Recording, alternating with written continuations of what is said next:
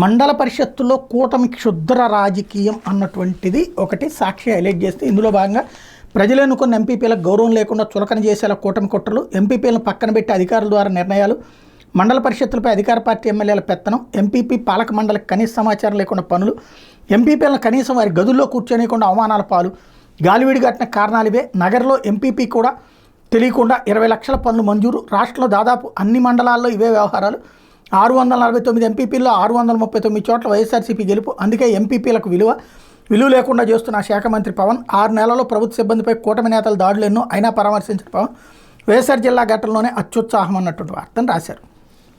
తప్పేం లేదు, పవన్ కళ్యాణ్ కావాలని అణిచేస్తున్నాడు అనుకుందాం. బట్ పాయింట్ ఏంటంటే,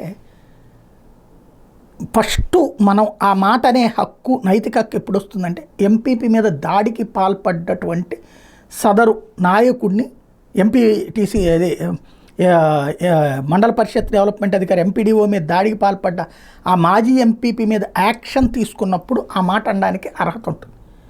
ఆయన కొట్టిన దాన్ని సమర్థిస్తూ ఆయన కొట్టడానికి తెలుగుదేశం వాళ్ళు వచ్చారని మరి వైఎస్ఆర్ కాంగ్రెస్ పార్టీ వాళ్ళు చేతులు ముడుచుకు కూర్చున్నారు. ఆ టైంలో బేసిక్ సమస్య ఏంటి? పెత్తనం అన్నటువంటిది ఎవరి అధికారంలో ఉంటాయి. వైసీపీ అధికారంలో ఉన్నప్పుడు ఏం చేశారు? తెలుగుదేశం వాళ్ళకి పెత్తనాలను ఇచ్చారా? యాజ్ ఎ డెమోక్రటికల్ గవర్నెన్స్ కావాలని కోరుకునే వ్యక్తిగా అయితే ఆనాడు చేసింది తప్పే, ఈనాడు చేస్తున్నది తప్పే. ప్రజాస్వామ్యబద్ధంగా ఎన్నికైనటువంటి ప్రజాప్రతినిధులకు విలువ లేకుండా చేస్తున్నటువంటి పరిస్థితి, చివరికి అధికారంలో ఎవరుంటే వాళ్ళకి తాబేదారులుగా అధికార యంత్రాంగం పనిచేస్తూ, ప్రజలు ఎన్నుకున్నటువంటి ప్రతిపక్షాన్ని కూడా ఎన్నుకుంటారు, వాళ్ళకి కూడా అధికారాలు ఇవ్వాలి, వాళ్ళకి కూడా బాధ్యతలు పంచాలన్నటువంటి కనీస జ్ఞానం లేని డెమోక్రసీ ఖచ్చితంగా అసహ్యం. కానీ ఆ మాట అనే నైతిక అర్హత ఎప్పుడు వస్తుందంటే, వీళ్ళు అట్లాంటి అవకాశం ఇవ్వడం. ముందు అతని మీద చర్య తీసుకుని ఆ మాట అంటే బాగుంటుంది, బట్ అతన్ని నెత్తినేసుకొచ్చుతూ ఇలాంటి ఉపన్యాసాలు ఇవ్వడం వల్ల ప్రయోజనం లేదు.